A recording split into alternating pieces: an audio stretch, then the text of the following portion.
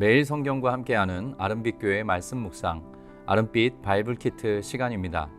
이번 한 주도 하나님의 은혜와 평강이 모든 성도님과 각 가정에 임하길 축복합니다. 2023년 5월 29일 월요일 함께 묵상할 본문은 로마서 2장 1절부터 16절입니다. 로마서의 초반부는 모든 사람이 죄 가운데, 죄 아래에 있다는 사실을 밝히는 데 할애되고 있습니다. 기록자인 사도 바울은 집요할 정도로 모든 사람이 죄 가운데, 죄 아래에 있다는 사실을 강조하고 또 강조합니다. 로마서 3장 후반부에 이를 때까지 이러한 전개 방식은 계속 이어집니다.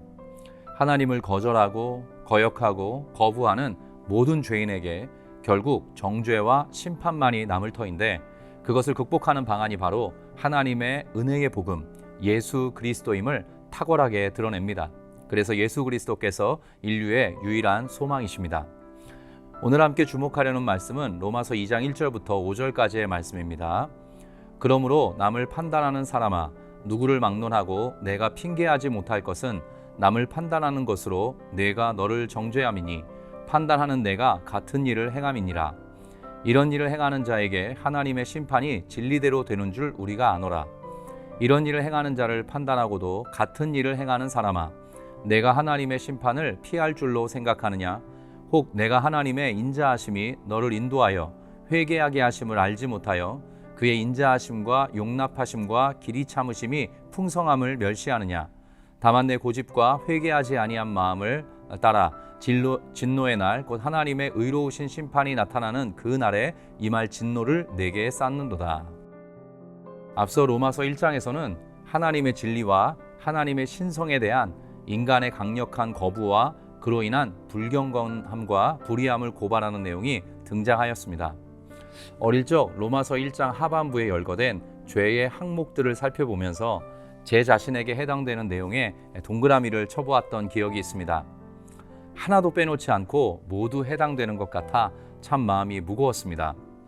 무엇보다 우리 성도님께 꼭 전하고픈 이야기가 있습니다. 우리가 죄인이라는 사실을 깨닫는 게 크나큰 은혜입니다.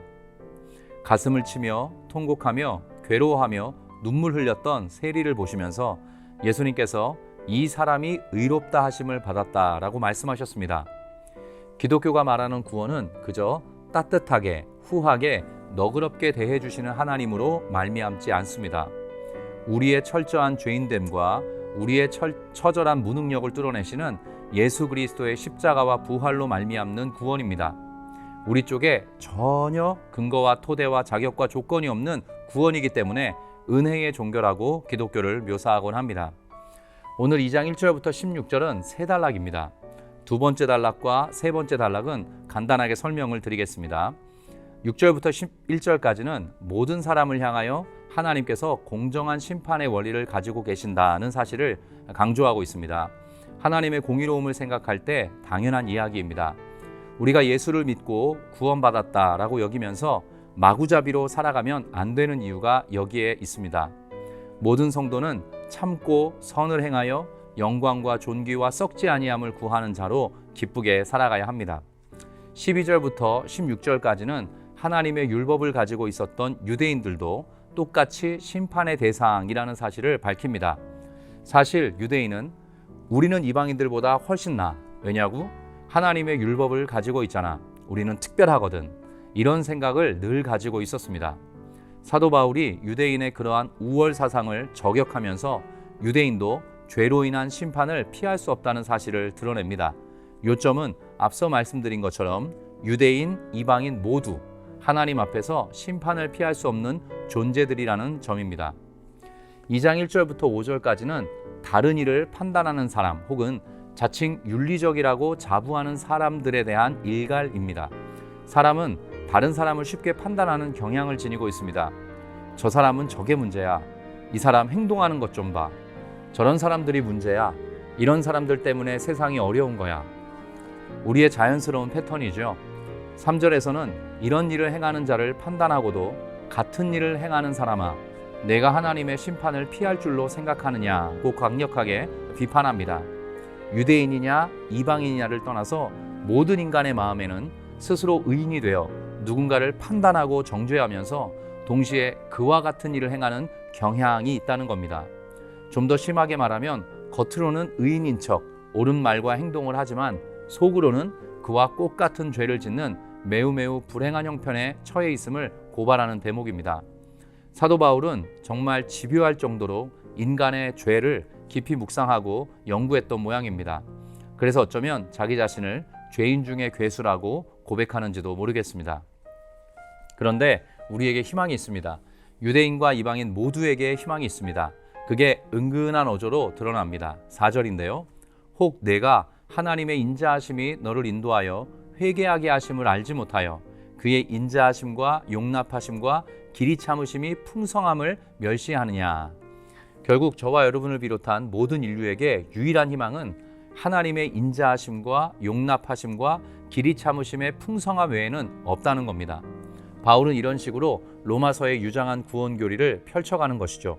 그 정점에는 모든 사람이 죄를 범하였음에 하나님의 영광에 이르지 못하더니 그리스도 예수 안에 있는 속량으로 말미암아 하나님의 은혜로 값없이 의롭다 하심을 얻은 자 되었느니라, 이 말씀이 있는 것입니다. 죄의 심각함을 아는 만큼 나에게 부어진 하나님의 은혜의 크기도 커집니다. 기독교는 정죄의 종교가 아니라 정죄 넘어 인자하심과 용납하심과 길이 참으심으로 구원하시는 하나님을 드러내는 사랑과 용서와 인내의 종교입니다. 예수 그리스도를 통해 성경의 모든 말씀을 통해 우리는 그 사실을 매번 확인합니다. 오늘도 이 구원의 은혜를 충만히 누리고 감격하면서 하나님의 자녀로 예수의 사람으로 아름답고 복되게 걸어가시길 간절히 빕니다. 기도하겠습니다. 하나님 아버지, 베풀어 주신 은혜와 사랑에 감사합니다. 사도 바울의 고백과 같이 우리 모두는 죄인 중에 괴수입니다. 유대인이든 이방인이든 야만인이든 문명인이든 하나님 앞에서 모두 마찬가지라는 사실을 오늘 말씀을 통해 깨닫습니다. 우리는 보이는 데에서 죄를 짓고 보이지 않는 데에서 죄를 짓습니다. 마음으로 죄를 짓고 말로 죄를 짓고 행동으로 죄를 짓습니다. 죄를 먹고 마신다고 해도 과언이 아닙니다. 그런 우리를 사랑하셔서 예수 그리스도를 통한 놀라운 구원의 길을 내어주셨습니다. 하나님의 사랑이 복음 안에 있고 그 복음이 또한 우리를 향해 있음에 감사합니다. 우리에게 임한 구원이 얼마나 크고 넓고 높고 깊은 사랑에서 기인한 것인지를 늘 묵상하며 살아가는 하나님의 자녀 되게 하옵소서. 우리는 종종 판단하는 자의 위치에 설 때가 있습니다. 이런 일을 행하는 자를 판단하고도 같은 일을 행하는 사람이 바로 저 자신임을 고백합니다. 하나님의 인자하심과 용납하심과 길이 참으심의 풍성함을 의지하며 날마다 은혜를 구하는 성도로 살아가길 소원합니다. 우리의 자아가 가정 안에서 일상 속에서 공동체 가운데에서 판단자 역할을 하려고 할 때가 참으로 많습니다. 우리를 바라보시되 정죄와 판단의 눈이 아닌 한없는 사랑과 자비의 눈으로 바라보시는 하나님의 어떠하심을 늘 기억하도록 도우소서. 누군가의 말처럼 타인에게 관대하고 나 자신에게 엄격한 자가 되게 하소서.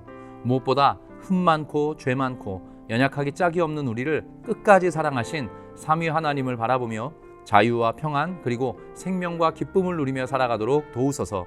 다시 한번 우리를 구원해 주신 하나님께 깊이 감사드립니다. 이 모든 말씀 우리 주 예수 그리스도의 이름으로 기도합니다. 아멘.